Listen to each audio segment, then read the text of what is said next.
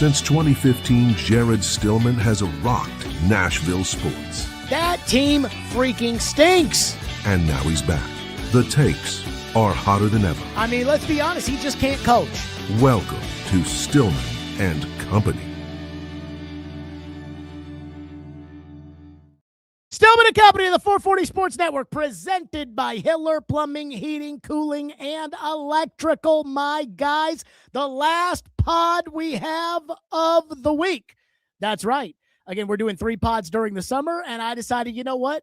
Minicamp was yesterday. Minicamp was today. I was like, do I wait until Thursday? I actually had a prior commitment that would have superseded practice, and I thought, should I do the prior commitment, miss practice, react to what everybody else says, and not go out there? Or should I go out there and do the show today since it is minicamp?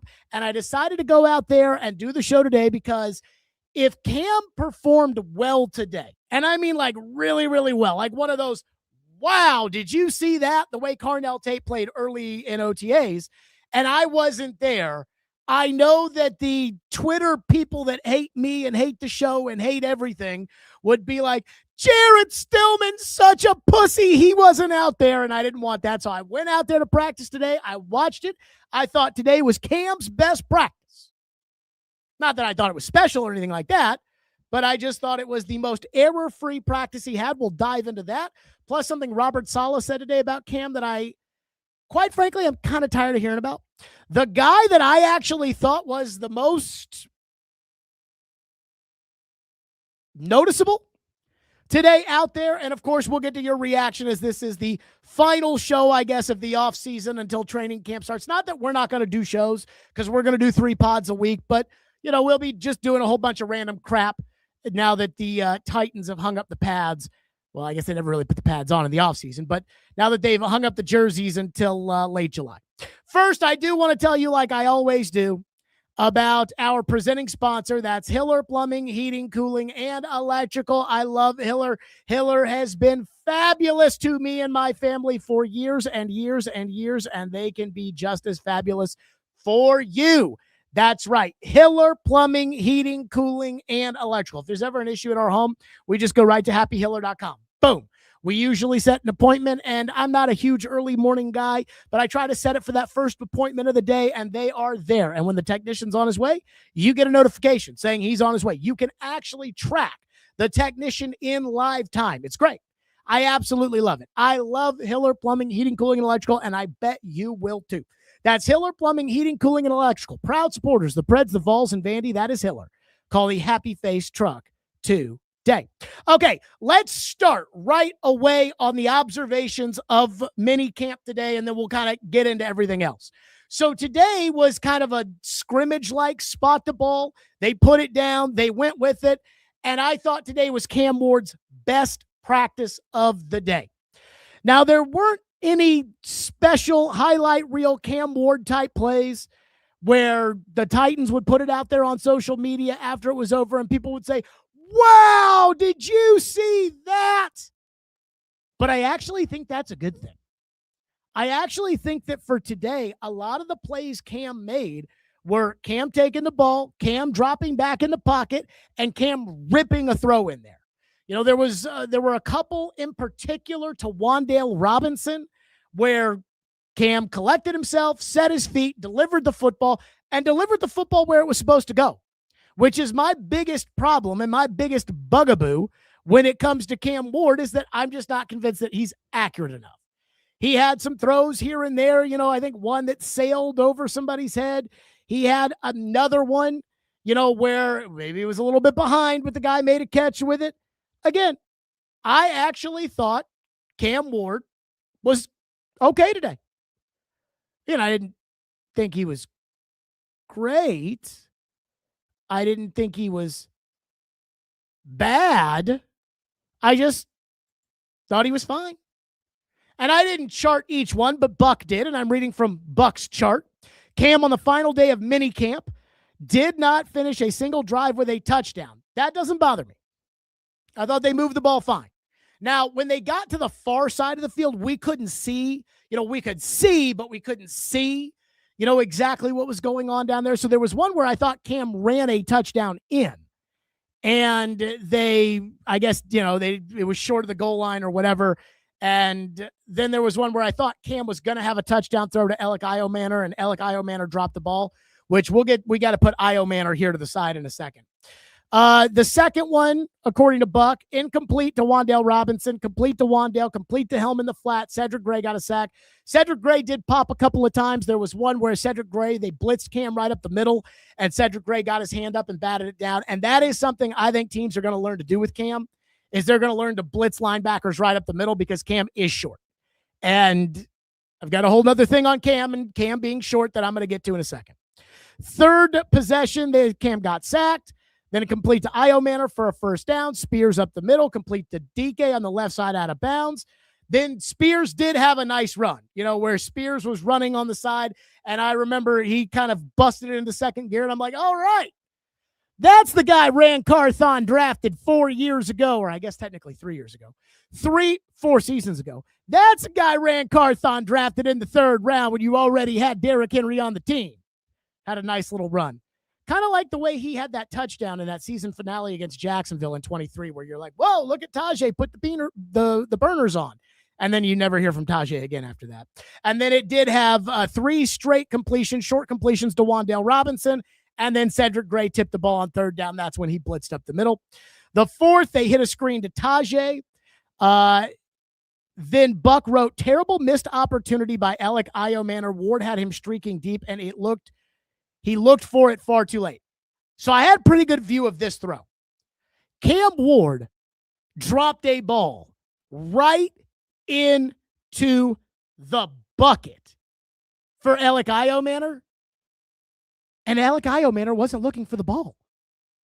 And I'm standing there on the sideline with Gentry and Terry McCormick and John Burton, and I'm like, you know, again, this is practice, and this is kind of like a press box setting, so it's not like I'm sitting there on the sideline like I would be if I'm in my seats in a game being like, yeah, great play, or oh no. But there are some reactions, and I'm standing there on the sideline, and the ball goes right through Alec Iomanor's hands, and I'm like, look for the fucking ball, dude. I was very disappointed in that play. There was also another one where we all did get excited.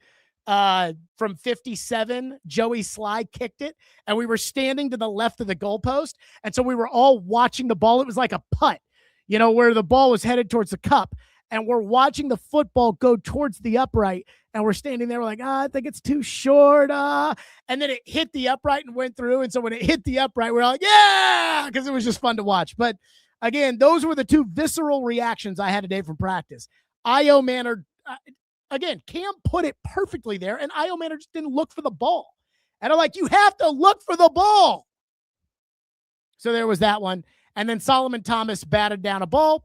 And then in the 2-minute drill, a check down to Wan'Dale Robinson, complete to Alec Iomanor, complete to Wan'Dale Robinson short, a sack, a complete short to Bellinger on third down and forever. And then on fourth down, I mean, Cam ran around, and I don't even know if they blew the play dead or not. I mean, he threw the ball to Gunnar Helm, but after about 25 seconds, not sure it counted.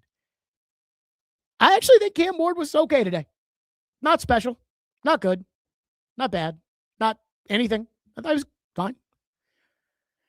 When I watch Cam Ward practice, the one thing I keep seeing, and I know I'm not a scout. I know I've never been an NFL scout. I know I'm not going to be an NFL scout.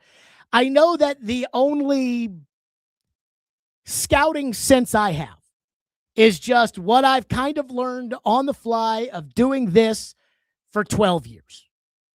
And spending 5 of those every day with the best general manager that the Tennessee Titans ever had, I think is part of it. But I'm very in tune when it comes to what other former evaluators, especially guys that have had success, say when it comes to quarterbacks. And when I watch Cam on the practice field, I see a combination of Kyler Murray and Blake Bortles. Now, he's different than Bortles, and he's different than Kyler, but I think it's kind of a combination between the two. I would say both guys, Murray and Bortles, are more athletic than Cam.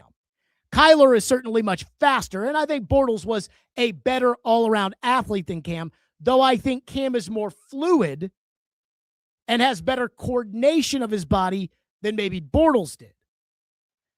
I think Cam has a different arm than Murray. I think Murray has a really strong arm, not overly accurate, but I think he has a much stronger arm than Cam. But I also think Cam is bigger than Kyler, and so Cam can do more from the pocket than Kyler can. Cam also can't run around and make plays with his legs the way that Kyler can make plays with his legs. The one thing I feel like with both Kyler and Bortles that I see in Cam is I feel like with both guys, when it comes to really elevating the football team from the pocket at that position, putting the ball where it needs to be, I just don't think either of those three guys are good enough to do it. And when it comes to Cam, I know that it's baby steps, and I know you're going to tell me that he can get better, and I know you're going to tell me Josh Allen. Josh Allen is 6'5".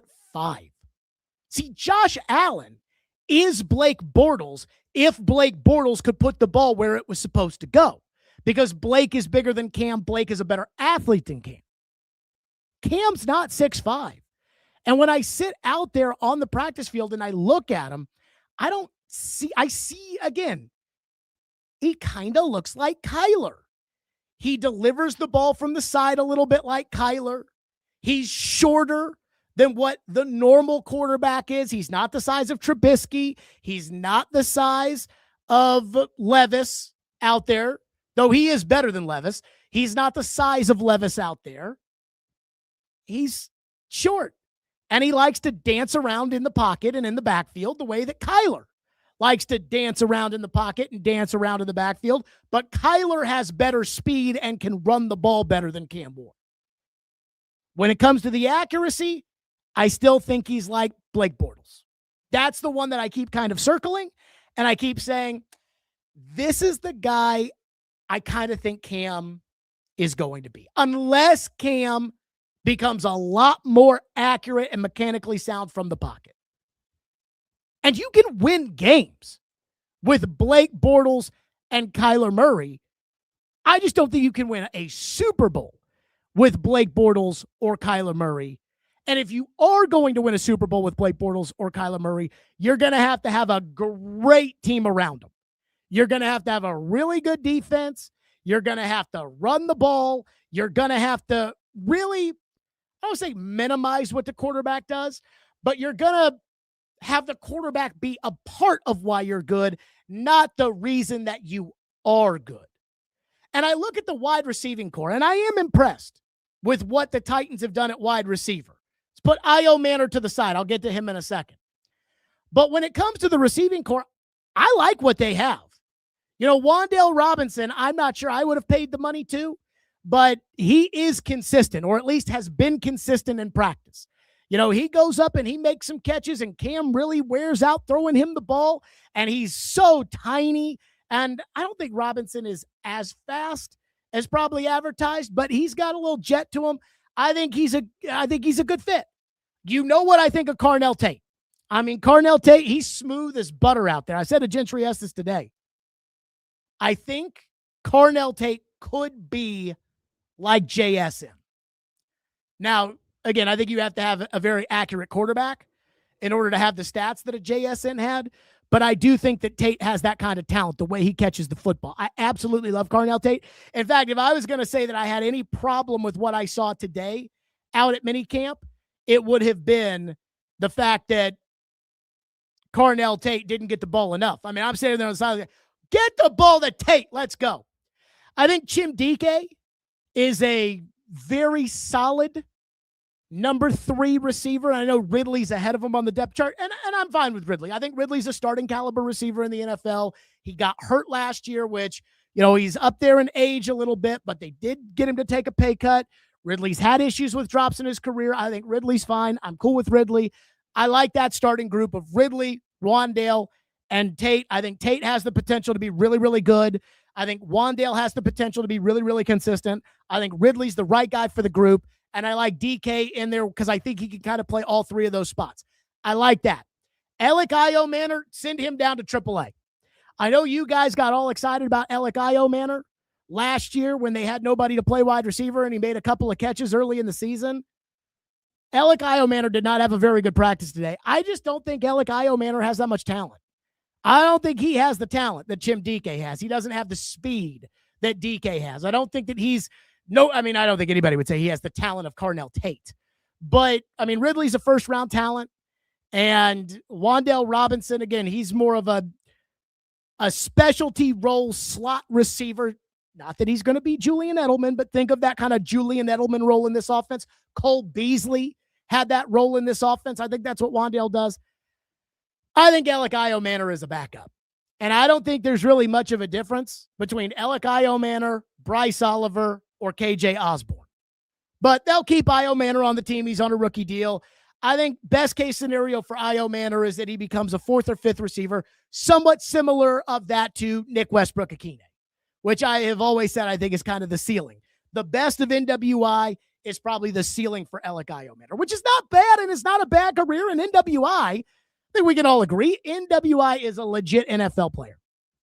But one thing that I do feel about this team that I don't necessarily like about the construction of it is that if I were to take over this team and I were to build this team to make it work with Cam Ward at quarterback, I would want to build my team the way Jacksonville built their team around Blake Bortles. Now, that doesn't mean don't throw the ball, which I'm sure a lot of people are hearing that as. Because I do think in order to win anything, eventually the quarterback has to throw the ball. And Blake Bortles did throw the ball when Jacksonville got to the AFC Championship game. But they were never a throw-first team. They ran the ball with Leonard Fournette, and they had great defense. They had Calais Campbell, they had Myles Jack, they had Jalen Ramsey, they had Barry Church. They had a whole list of guys that were nasty. Yannick Ngakoue. And that team knew what they were.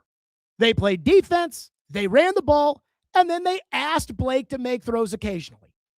That's what I want for Cam. But it's hard when I look at this team to think that they're going to be able to play that way because I don't see Pollard or Spears as a bell cow running back. I don't see a tight end that I look at and I'm like, that's a guy who can be the Frank Wycheck as you bring this young quarterback along. I know you guys want Gunnar Helm to be that. Maybe he will be, but I don't see that right now. I don't see a Frank Wycheck. When I look at the receiving core, I look at the receiving core as a team that it's not an elite receiving core. It's not Cincinnati's receiving core. It's not, I don't think New England's receiving core is all that good, but it's not A.J. Brown, Romeo Doubs, Kayshon Boutte, that kind of receiving core. It's a good receiving core. This would be a great receiving core for Jacksonville, where at this point in Trevor's career, they can ask Trevor to throw it 36 times a game. This would be a really good receiving core for Justin Herbert and the Chargers, where once again, Herbert has graduated to the point, and I know Harbaugh doesn't want to play this way, but Herbert has graduated to the point where Herbert should be throwing the ball 32, 35 times a game. A guy like Brady, this is what they're looking for. I don't think that's how you're going to win with Cam. And I'm not just talking about this year, but I'm talking big picture. I think the way you're going to win with Cam is by having a bell cow Derrick Henry type running back, and you're going to have some good receivers like a Carnell Tate and somebody else, and a really good tight end, and you're going to play really good defense. Now, Troy Aikman won 3 Super Bowls playing that way. Troy was a better passer than Cam, but Troy won 3 Super Bowls by handing the ball to Emmett, throwing it to Michael Irvin, and then having Jay Novacek at tight end, and they had a great defense. That's how I think you build a team here to win.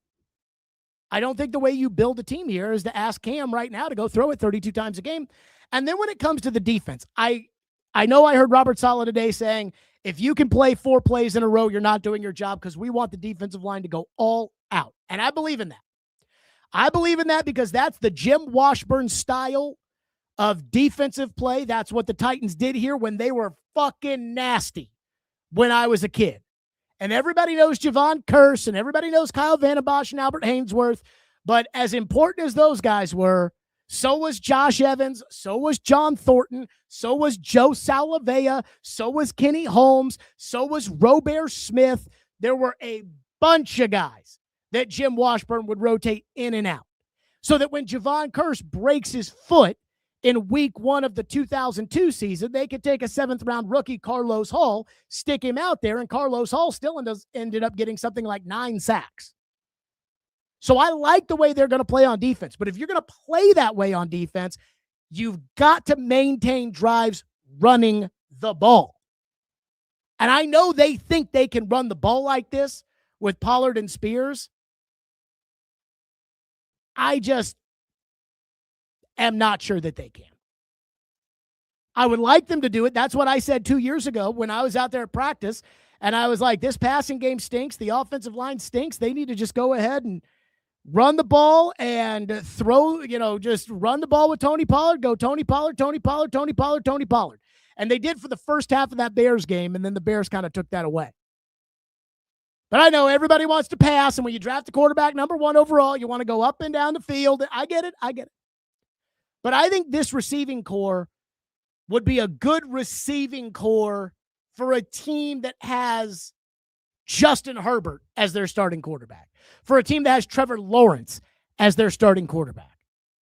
And I don't know if the running game is going to be good enough for the defense that they want to play and the quarterback with the limitations that he has. I'm going to keep saying this, and you're going to keep hating this, but this isn't going to change this from being the truth as I see it. When it comes to camp, just watching him on the practice field, I think I see a little Kyler Murray and a little Blake Bortles. Or maybe, I guess the correct way to say that, I see a bigger, less athletic. I shouldn't say less athletic. I see a bigger, less fast Kyler Murray and a more fluid, smaller Blake Bortles. And when you turn down the Giants trade and you don't sign Sam Darnold and you put him out there and you have a shit team and a shit coach and you say, well, Cam's going to figure it out. At number 1, the expectation is he'll probably be a little bit better than that. So that's where I was on Cam today. But I actually thought Cam was solid today. This guy says, he's Mahomes, fat boy. I'm glad at least somebody will say it.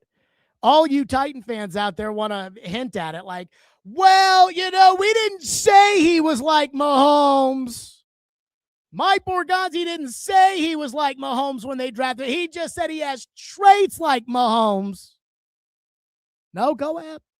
You people, when they drafted him, Justin Graver, you people were like, he's Mahomes. I'm like, oh, shit.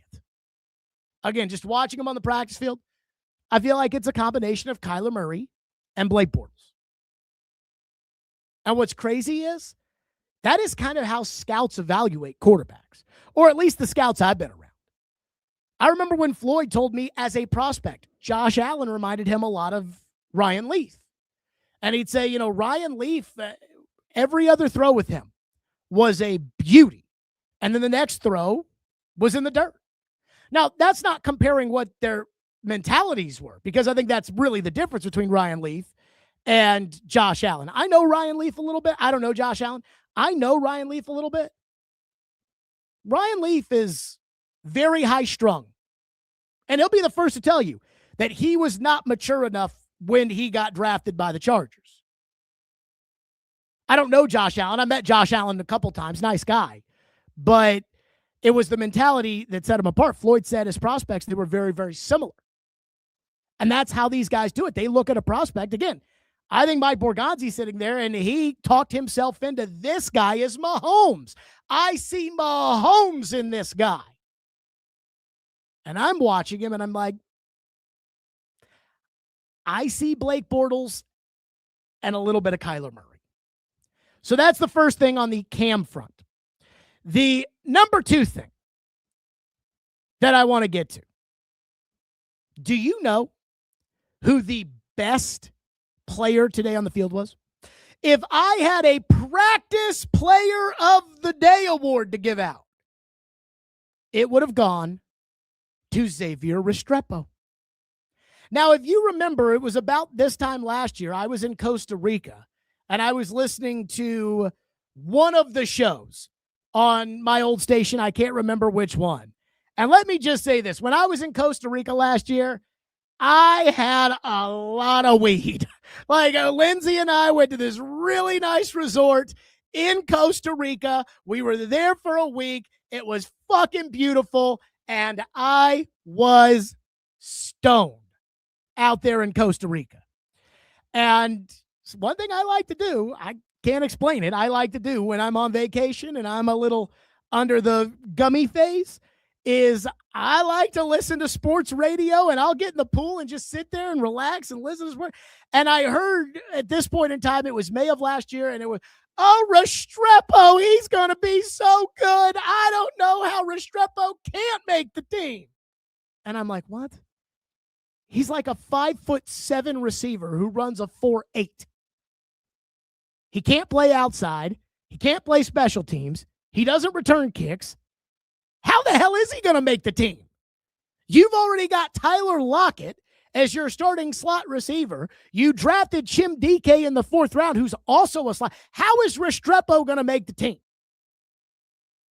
But the Cam boys fell in love with Restrepo, and it was like, Jared, you don't understand. Cam and Restrepo, they got it. They're best buddies. You'll see. You don't understand. And then Restrepo finally got in a game, and he caught a couple of passes, and the Cam boys, ah! And I think Kaharski said it best last year when he was like, you Restrepo people that are saying, well, we just want to see him get out there over Mason Kenzie. Paul's like, you're not telling the truth. I'm like, you should be excited for the receivers that matter. DK, Io Manor, guys that they actually drafted, that they should have plans for. Calvin Ridley, who was making 20-something million. Here's the thing about Restrepo. Xavier Restrepo is going to get every drop of juice out of his talent. Every drop of juice that exists, he's going to get that out of his talent. He tries his ass off. And I know he ran a 4.7 at the combine or at his pro day or whatever. He is faster than that. Now, he's not fast. Don't mistake what I'm saying here. But he probably was faster than as slow as a slow tight end. And he gets open, and he catches the ball, and he's competitive. And today, he got behind the defense, and Mitch Trubisky just shot the ball a little too far for him. But then there was a play at the end of practice, I think it was the last play of practice, where Will Levis threw him a jump ball in the end zone, and Restrepo timed it perfectly. He jumped up there, and the DB just jumped up and just took it right from him. Restrepo's not going to make the team. He's just not an NFL player. He would tear up the UFL if he was out there. He just doesn't have enough talent to make it. He tries his ass off. He tries. And yet, I don't think he can play consistently in the NFL. And that takes me to something I heard today about Cam that made me laugh. Now, I don't know. The audio here might be a little fucked up because I'm trying something new, like a new system of doing things than normal. So if you can't hear this, just say that in the comments, and then I apologize, and I'll tell you what Saleh said. But this is something Robert Saleh said I heard this morning that I rolled my eyes, and I kind of laughed at. Here's what Robert Saleh said when asked about Cam. And by the way, I don't even know who asked this question, but holy shit, could this be a more Cam boy question? Take a look. A lot's been made of Cam's mindset. Yesterday, he kind of mentioned, he's not big on complimenting himself. Is that sustainable in your opinion, or can he benefit from maybe relishing in some of the positive moments? No, I think that's what drives them. I do think it's important for self-affirmation of giving yourself a pat on the back once in a while and accepting some praise. But I also think the 3 most dangerous words in life are "I got it," and and the most important thing you do as a competitor, you just got to avoid the big meal, and I think that's what's good about him is. I was worried about that. I see in the comments people say they can't hear it. So Saleh was asked, and if I wasn't rushing off the practice field, I would have easily been able to work these kinks out. So Saleh was asked specifically about Cam and about the fact that, Cam says that he doesn't celebrate himself, but don't you think at some point Cam should pat himself on the back and Cam should congratulate himself? And Robert Saleh said, hey, there's kind of a fine line between wanting to worry about the next play and how you can be better and celebrating it. But then what Saleh said, that, Cam wants to be the best. He wants to be the best ever. And I heard that and I thought, oh God. This reminded me of something years and years and years and years ago. This was when Mike Francesa, WFAN in New York, long time, probably one of the greatest talk radio hosts ever. Mike Francesa had John Calipari, the then Kentucky basketball coach, now in Arkansas. He had John Calipari in studio. And Francesa, is such a legend in the game. He can say whatever he wants to whomever he wants. And he and Cal go way back, New York guys. So Francesa asked Cal, this was 15 years ago. Francesa asked Cal about Derrick Rose. Remember, Cal coached Derrick Rose at Memphis. And Cal was like, some guys, when they're in the NBA, they care about the lifestyle. They care about the money. They care about the bling. He said, Derrick Rose wakes up every day, and Derrick Rose wants to be the best player that ever played. Like, Cal set this up with this big grandiose statement, and Francesa just goes, well, he's not going to be Michael Jordan. And I've thought about that so many times, just the brutal honesty, the New York guy. Well, he's not going to be Michael Jordan. So when Robert Saleh comes out and says Cam's mindset is he wants to be the best ever. And people hear that and they're like, yeah, we got a winner. We got the man. Yeah. And my response to that is, well, he's not going to be Michael Jordan. I mean, I know he wants to be really good. A lot of people want to be really good. He doesn't have the talent to be Tom Brady. I'm sorry. Tom Brady could put the football wherever it needs to go. And I know Brady got drafted in the 6th round. That was a miss. Teams missed on Tom Brady, who was MVP of the Orange Bowl, because Michigan got their whole Drew Henson panties in a wad, and they screwed around with both guys. And the NFL thought Brady wasn't playing because Brady wasn't good enough. And Brady wasn't playing because Lloyd Carr had promised that he would play Drew Henson, and the fans wanted Drew Henson because he was this local superstar, and Brady was a nobody, and that's why. Tom Brady had talent. And when it comes to why you draft Cam Ward, it's so he can be one of the best players. That's why. And if you were to say, again, take an NFL quarterback right now, and you were to tell me, hey, this guy's good, he wants to be the best ever. Dak Prescott. Now, I tell you, Dak Prescott's not going to be Tom Brady. But Dak Prescott has the ability. I don't think Dak will ever win a Super Bowl. Dak has the ability to win a Super Bowl. If Sam Darnold can win a Super Bowl, Dak can win a Super Bowl.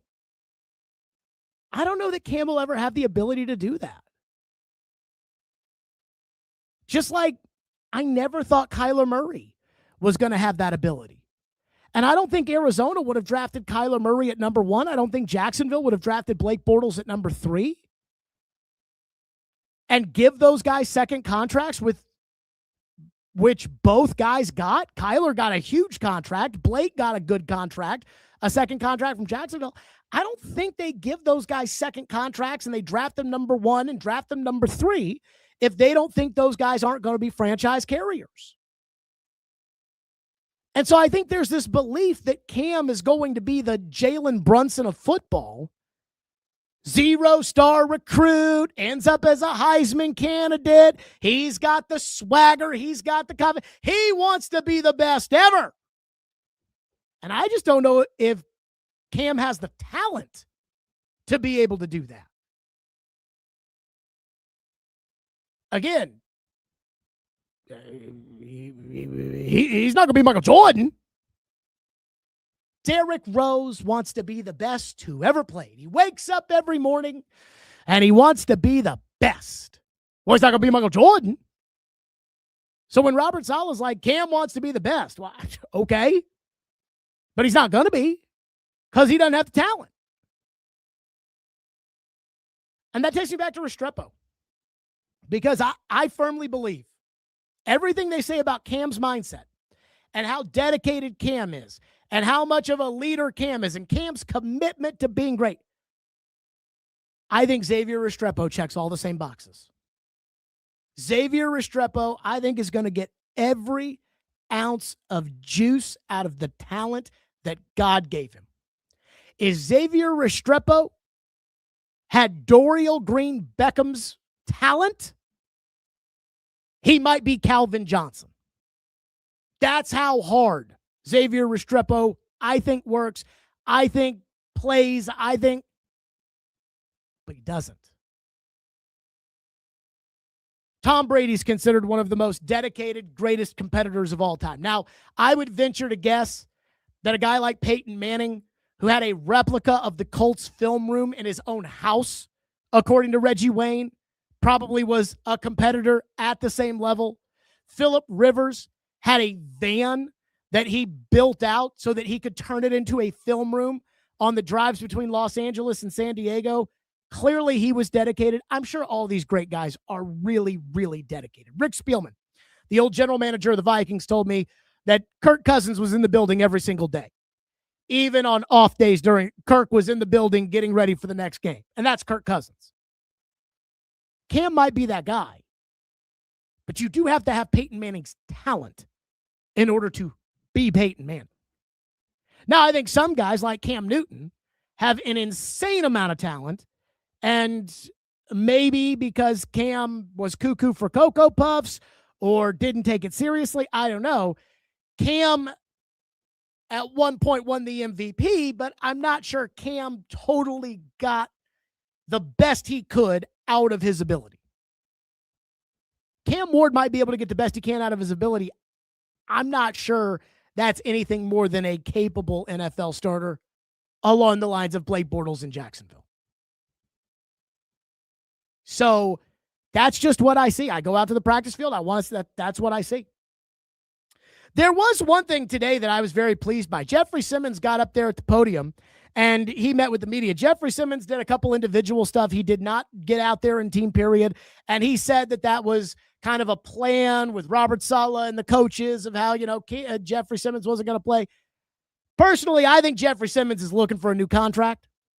And because Jeffrey Simmons is looking for a new contract, usually when guys are looking for new contracts, they don't get out there in team period during what's called me season versus we season. But if you listen to Jeffrey Simmons talk at the podium after practice today, you wouldn't know that because Jeffrey Simmons was talking about the team. He was focused on winning.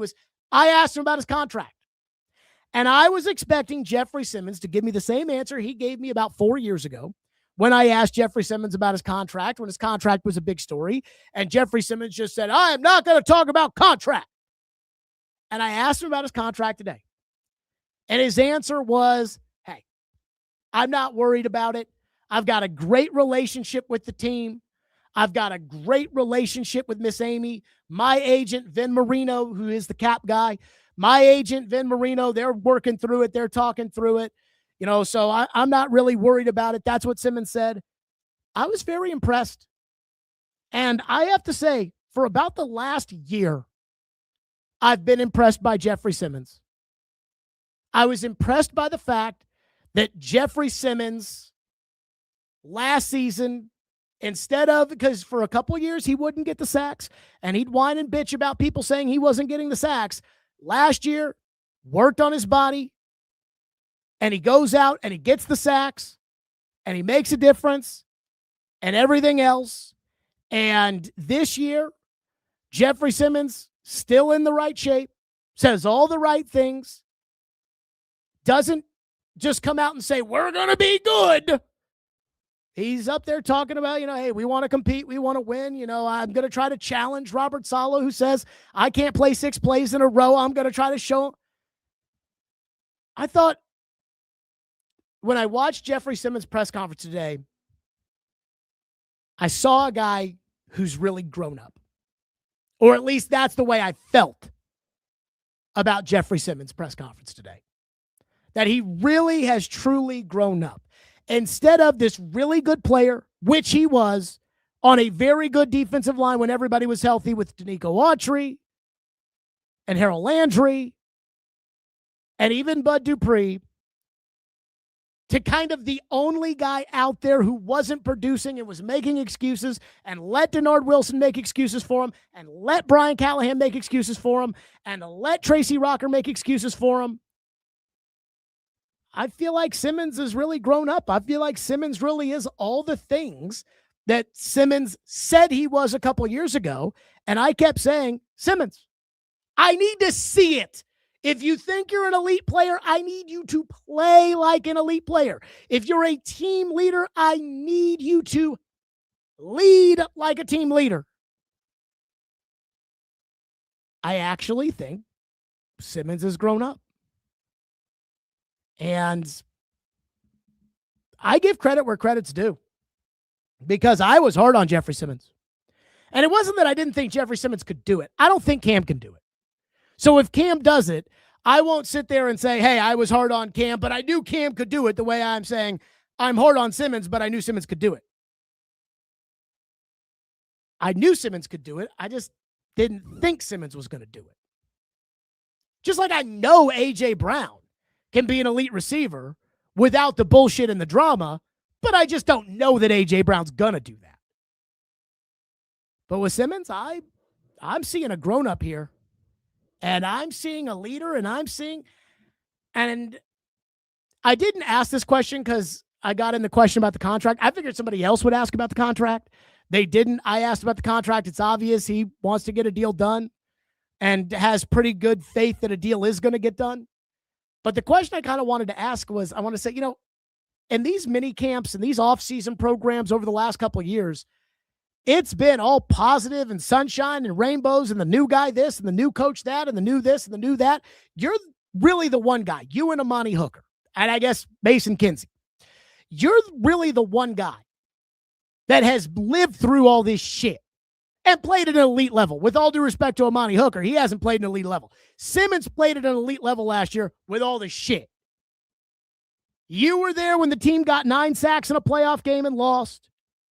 You were there when J-Rob got fired at 7-5 in first place and you lost 7 games in a row. You were there when Rand Carthon got there with Vrabel that last year and it all went to shit. You were there under Brian Callahan. You were there last year with Simmons has been through it all.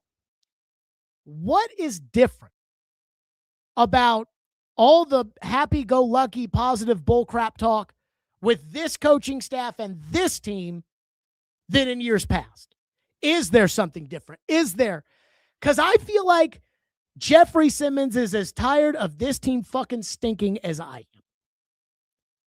And I even said that to Robert Saleh today. He and I were just chatting for a brief second, and I said to Saleh, I was like, yeah, I'm a huge fan. I'm a season ticket holder. I grew up a fan. I was kind of giving him the primer talk of like, hey, man, I'm going to say whatever I like, and if you don't like it, I mean, it is what it is.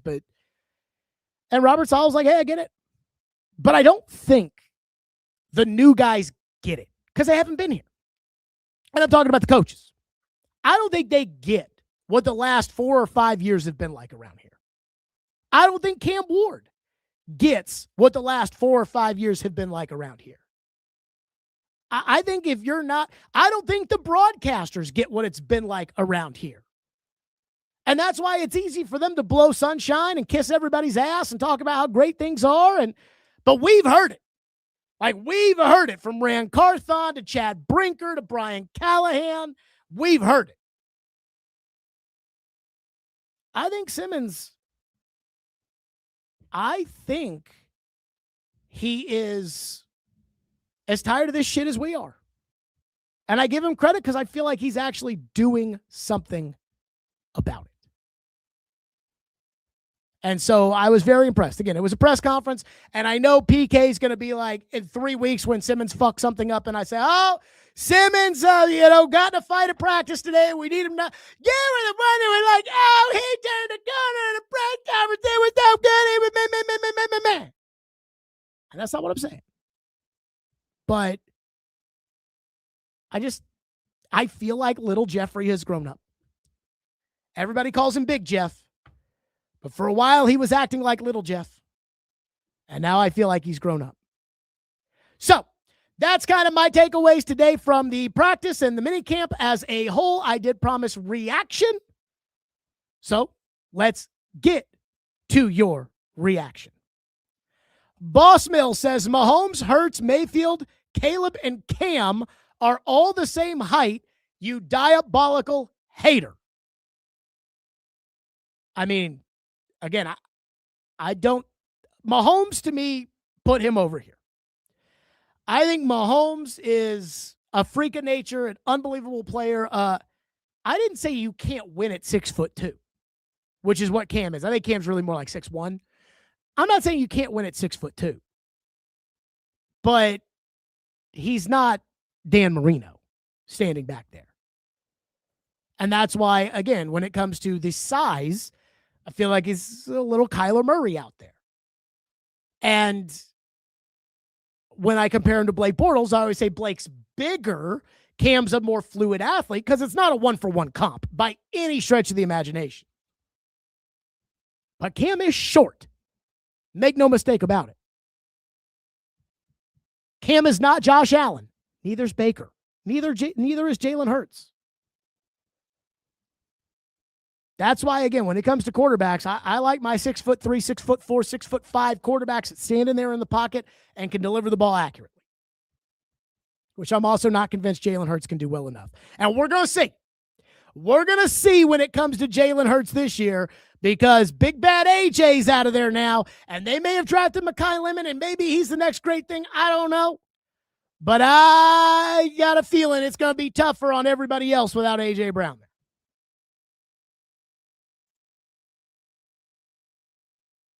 Why is the chat all worked up about Easton?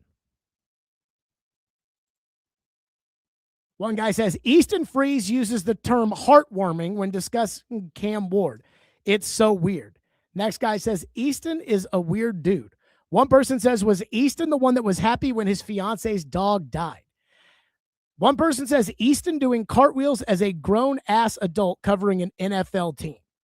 Guys, I love Easton. I want everybody to know this. I used to get on Easton's ass and call him a fanboy and call him a bobo and say he wasn't shit. No, I used to do that for years. And as I said, Easton made his bones in the coaching search where he had very good information. I like Easton a lot. I think when Easton came on the show, back when he was allowed to, it was very enjoyable. And I'd like to someday have Easton back. But today I went over to Easton and I was like, boy, I tell you, Easton, your tweet yesterday, he's like, I didn't say he was great. I said he was good. And I'm like, oh, okay. Good to great, just like Vrabel had around the stadium that one year. But nah, as far as Easton's concerned, I mean, I do think Easton's a little bit of a homer. I don't know why. I need to have a discussion with Easton about this because Easton is intellectually there. And I think Easton's a good dude and an honest guy. Sometimes I feel like Easton says shit that I'm like, what are you basing that off of? You haven't seen any of that. You're smarter than that. What? And some of the Cam talk, I feel like I talk to Easton and I'm like, yeah, Easton gets it. And then I see Easton on A to Z and I'm like, Easton, you are just fucking fanning the fan flames of Cam's the guy. I know you know better than that, or I think you know better than that. What's the matter? But that's a different discussion. And that is a me and Easton discussion. One person says Cam and Jaden Daniels have similar builds. First of all, they do not. Secondly, Jaden Daniels has a better arm. Third, Jaden Daniels is more accurate. Fourth, when Jaden Daniels was coming out, Rick Spielman, the old Vikings general manager who's now a senior personnel director for the Jets and hosted a podcast with CBS Sports. When Jaden Daniels was coming out, he compared Jaden Daniels to Lamar Jackson. When Cam Ward was coming out, he compared Cam Ward to Tyrod Taylor. I want you to think about that. Lamar Jackson, Tyrod Taylor. Cam is not Jaden Daniels. Cam is not going to be Jaden Daniels. If Jaden Daniels was available in the 2025 draft, the Tennessee Titans would have selected Jaden Daniels. Let's not compare Cam to Jaden Daniels. Because I remember last year when I was like, this team's going to suck. You guys think this Callahan Pee-wee program's going to work, but this team is going to suck. And you people were all like, but Jaden Daniels turned the Commanders around. And I'm like, he's not Jaden Daniels, folks. And I think everybody can kind of admit, after 1 year of watching Cam's play, that he's not Jaden Daniels. Who the hell is Pistol Grip here in the chat? A to Z, don't fuck with you, I promise. I mean, I used to work with those guys at 1025 back in the day. I got no problem with them. Every now and then, they'll write something, say something. I'll get all worked up about it and say it's dumb, and then Austin gets mad at me, and I love Austin. I mean, I love Easton. Would love to have Easton on the program again, but I got no personal beef with A to Z. Top 3 Titans fans don't fuck with: Stillman, Kaharski, and Buck. So who do you listen to? If you don't listen to me, PK, or Buck, who do you listen to? Because you're obviously not listening to Joe Rexrode and Robbie Stanley. Don't tell me you're listening to Will Bowling for your Titans insight. I think that'd be a little out there. Fastcar says, Jared, yesterday you mentioned Saleh might manufacture today's practice with plays that would be conducive to Cam looking good for the sake of a promising day for Cam. Do you think that happened? I'm not going to accuse them of doing this. There was at one point a time where I looked out on the defense and I'm like, is this the number one defense? Now, Alante Taylor was out there at times. Cordell Flott was out there at times. But at one point I'm like, is this the number one defense they're going against? And the only guy I could recognize, now this was from afar, but the only guy I could recognize was Cody Barton. And I was like, that doesn't seem right. So maybe, but I'm not going to accuse them of that because I don't know. One person said, I would be elated if Cam had Blake Bortles' second year. 440 yards, or excuse me, 4,400 yards, 35 touchdowns, 18 interceptions. So I remember that second year for Blake Bortles, Jacksonville. They were absolutely shitty. That was 2015. The Titans that was Mariota's rookie year. And I remember watching Blake Bortles, and he put up those stats. And because he put up those stats, and Jacksonville didn't win a single game or play any meaningful television games, everybody saw the Blake Bortles stats and thought, Blake Bortles is on the ascent. But what happened was Jacksonville would get down by 21 points. The other teams would just start playing defense, and Blake would just throw the ball on every snap. That's how he accumulated all those yards and touchdowns, it was all garbage time horseshit. And then when Jacksonville got good because of their defense and running games, Blake Bortles became a factor. And if you remember, in 2017, the year that Jacksonville went to the AFC title game and should have won that AFC championship game if it was not for an inadvertent whistle on a Miles Jack fumble recovery for a touchdown. The year Jacksonville went to that AFC championship game, the Titans beat them twice. And all they did was they got into these games against Jacksonville with that defense, and they would go run, run, run, punt, run, run, run, punt, run, run, run, punt. And then they would force Blake Bortles to beat them, and Blake Bortles would fuck it up. But when they would play a team with a quarterback that wanted to drop back 35 times, they would eat those teams up like they did Roethlisberger in the playoffs.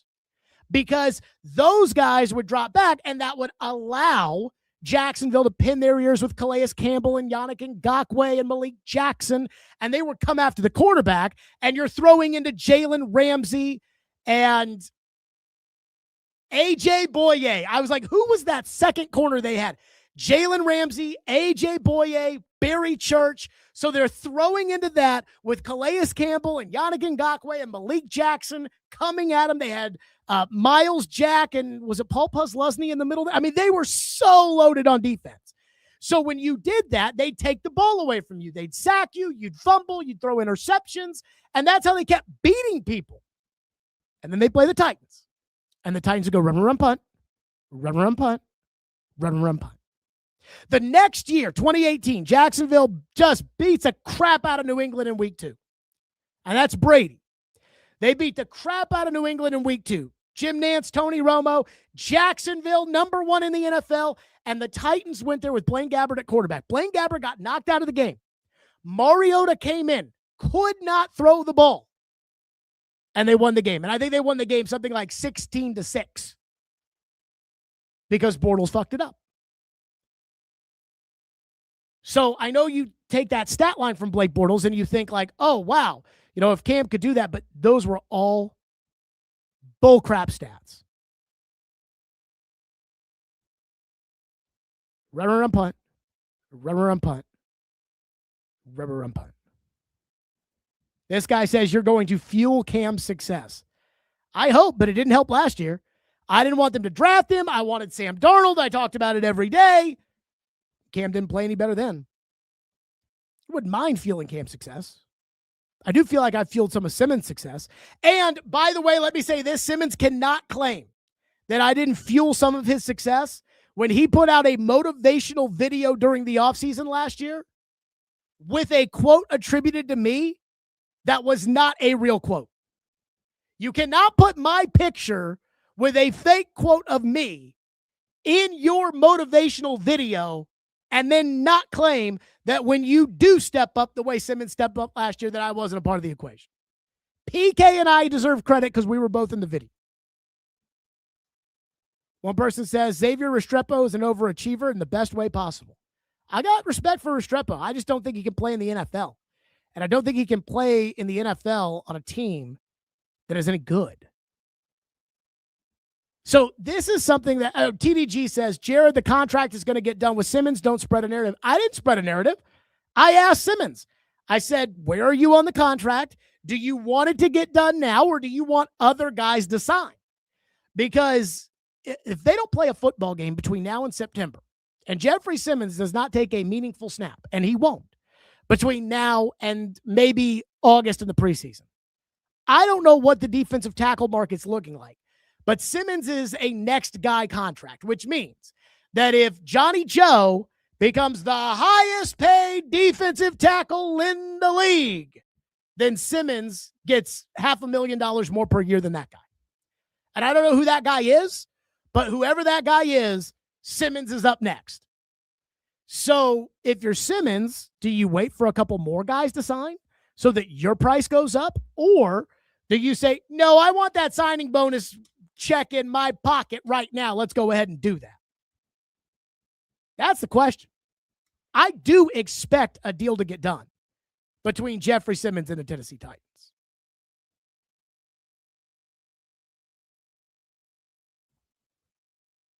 Gavis says, longtime Lions fan, but I have fallen in love with the Titans since the draft. Borgo is the man. The defense is so good. Fingers crossed.